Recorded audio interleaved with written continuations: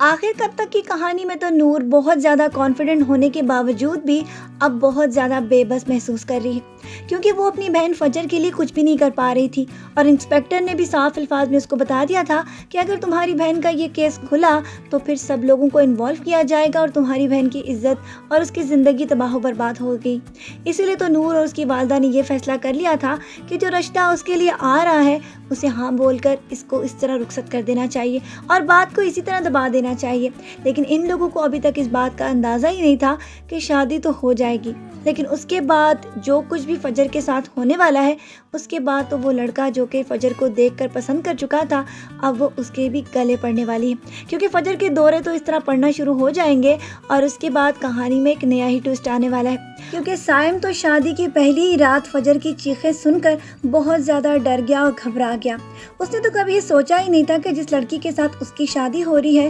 اس کی یہ حالت بھی ہو سکتی ہے، لیکن آگے جا کر آپ دیکھیں گے کہ فجر کی ماں کو جب اس بارے میں آگاہ کیا جائے گا تو وہ بھی فجر کو سمجھانے کی کوشش کریں گے کہ جو ہوا وہ ہو گیا، اب تمہیں یہ سب بھلا کر آگے چلے جانا چاہیے۔ لیکن فجر کے والد کو بھی اس بات کا اندازہ ہوگا کہ کوئی تو بات ہے جو اس کی ماں اس کو بتانے سے گریز کر رہی ہے، جبکہ دوسری طرف فجر کا کزن بزام بھی اب اس بات کی کوشش میں لگا ہوا ہے کہ کسی طرح وہ فجر کے سیکرٹ کو ریویل کر دے۔ پہلے تو اس کو اس بات کا معلوم ہی نہیں، لیکن جب فجر کی حالت کے بارے میں اس کو پتہ چلنے والا ہے تو وہ بھی اکیڈمی جا کر وہاں سے کوئی سنگن لا کر ان ساروں کو بھی بلیک میل کرنے والا ہے۔ اب کہانی میں یہی باقی رہ گیا ہے کہ فجر کا ہسبینڈ اس کو اس طرح سنبھال لیتا ہے یا پھر اسی طرح حالات کے تھپیڑوں میں آ کر اس کو طلاق دے دیتا ہے۔ آپ کی اس کے بارے میں کیا رائے ہے؟ اپنی رائے سے ہمیں ضرور آگاہ کیجیے گا،